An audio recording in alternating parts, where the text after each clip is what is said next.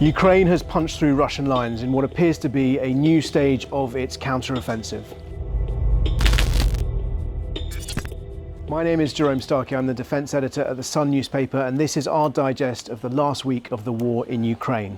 Ukrainian forces have appeared to have broken through Russian lines in the central southern front of Zaporizhia. Russian sources claiming that they have launched a massive offensive involving thousands of troops and 100 vehicles, including Leopard 2 tanks from Germany and US-made Bradley armoured fighting vehicles. Now, Ukraine has remained tight-lipped on exactly what's going on, but President Zelensky did say that his forces have had good results.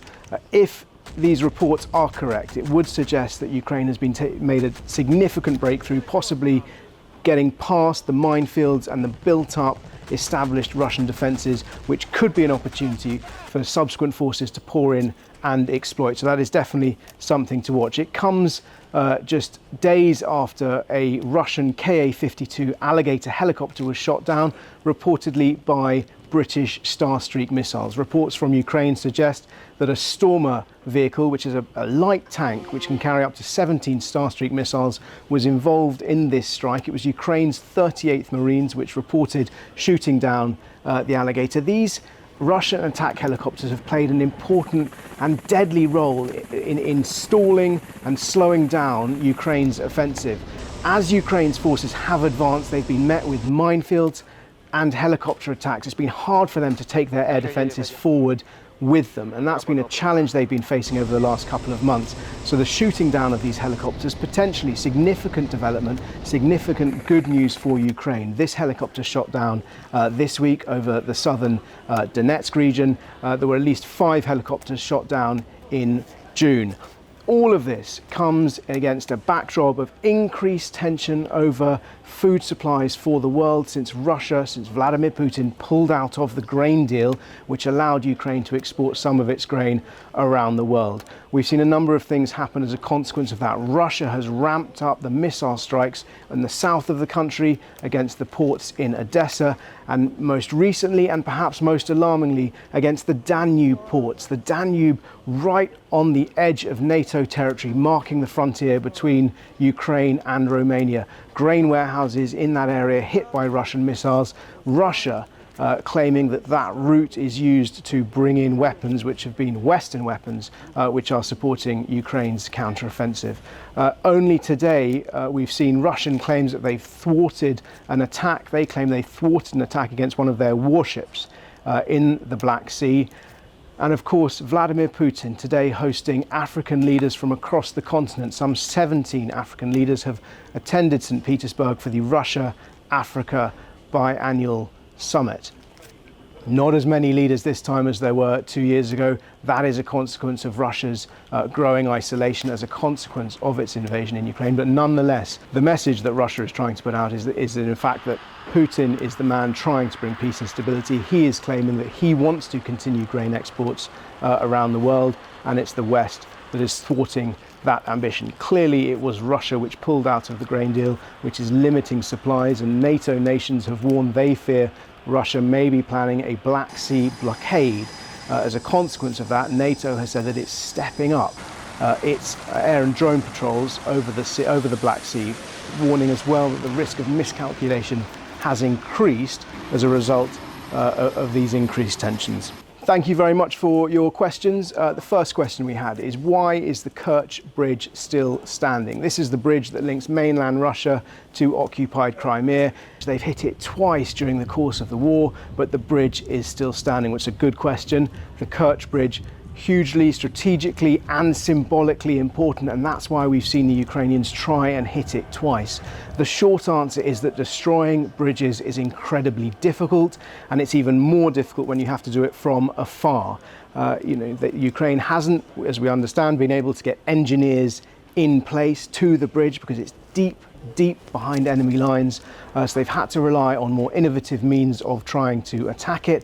That bridge is defended by various mechanisms, all sorts of sensors, ships, and military personnel involved in protecting that bridge because it's so important. So, not only have they got to get to it or get to a place where they can attack it with a weapon that they can attack it, then they've got to try and deliver that explosive charge in a way that can have a significant and lasting impact on steel reinforced concrete structures. So just very difficult to do. Question number 2 was, who is winning the arms race? This is a really good question, because ultimately, wars are won and lost on logistics. The ability to keep an army fed and armed in the field will often define who wins the war. And what we have seen is that both sides are facing significant challenges. That has manifested itself on the Russian side by the amount of sort of antiquated, antique hardware that we've seen pulled out of storage and pushed onto the front lines. In Ukraine, on the other hand, we've seen that in terms of the demand for the urgent request for Western weapon donations, and indeed the effort that allies across NATO, Europe and America are going to increase ammunition production, because both sides are burning through huge amounts of ammunition. In fact, we've seen both sides repurposing weapons for new roles. So on the Russian side, they've been using their S-300 air defense missiles in a ground attack role.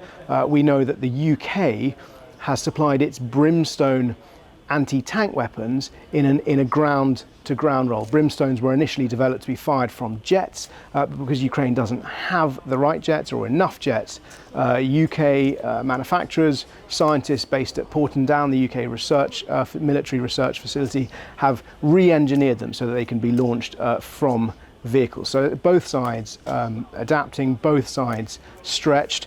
I think it's too early to tell conclusively which side is winning that arms race. I think it's certainly fair to say at this stage that Ukraine is benefiting from an increasing amount of more modern and capable weaponry that's being donated from the West. Meanwhile, Russia is struggling to manufacture its most sophisticated weapons, because a lot of those most sophisticated weapons rely on high-tech parts, chips, processors, lenses, gimbals, all sorts of things which Russia used to import. That said, Russia is relying day to day, both sides rely day to day, on dumb munitions, on artillery. And in that sense, Russia still has a lot of that at its disposal. And the final question was, what do we make of support for the war? It's a very good question. It's hard to tell inside Russia how people are feeling. We're not there at the moment, and of course it's very difficult for people to express dissent inside Russia. I would direct anyone who's looking at that at the failed mutiny by Wagner fighters, by the resignation of the Russian general Ivan Popov recently, who complained that his troops didn't have enough ammunition, didn't have the right kit, didn't have the right support. There are real rumblings of discontent within the Russian establishment, and indeed when we heard the head of Britain's MI6 talking about people from Russia coming to spy for his intelligence service, he echoed that sentiment as well, that people were unhappy with the way the war was going and with the way the war was being run. People in Russia deeply unhappy. In Ukraine, I spent a lot of time there. I'll be back there very soon. There is enormous support for this war, because people feel they're fighting an existential war of survival. They feel this war has been thrust on them and they have no choice but to fight. It is a whole country, it's a whole national effort that people are part of. And in the West, that support was expressed once again at a recent NATO summit. But I would say, and I've said this before, I think the greatest risk for Ukraine in the long term is a lack of its allies, a lack of Western resolve and patience. And specifically, the biggest risk for Ukraine will be the outcome of an American election. If an isolationist president comes into the White House who doesn't want to support Ukraine, then it would be increasingly difficult to see how they can sustain this sort of rate of conflict in order to hold up the Russian onslaught and indeed to roll it back. Thank you very much for watching. As I said before, we'll try and do these updates once a week. If you do have any questions, please leave them in the comments and we'll do our best to answer them. The next time I speak to you, I hope I'll be speaking to you from Ukraine.